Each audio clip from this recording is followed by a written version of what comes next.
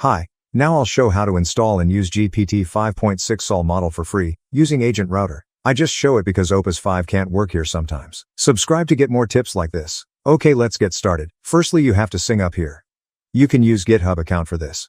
After this, you'll get some dollars on your account, which you can use only for AI usage. With invite link in the description, you'll get 50 additional bucks. The next step, go to API token page. And then create a new token.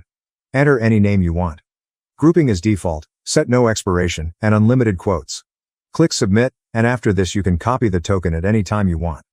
Then I go to the documentation, and open Codex docs. Here you can check a little tutorial on how to start. Install Node.js on your PC if you don't have it yet. Open the terminal, and enter the following command to install. It's npm installing command, but you can just use npm, like this. Wait some time. And then check if it's installed. It's good if you see the same. Don't run Codex after this. Go to the folder you just installed Codex. In my case, it's my user directory. Open .codex folder. And create a new text file. Name it as config.toml. Open it using any text editor. Go to the documentation, and copy this config, paste this to the file you just created, and let's make some edits. Change model to GPT 5.6 Sol. Then go to Agentrouter and copy the token. Paste it to the config as well. Save this file.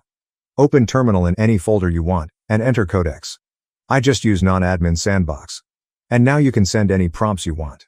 But I recommend to make some folder for the bot, put your projects there if you want. So the Codex can read and edit only files inside the folder. Leave a comment if you got any questions or have some suggestion.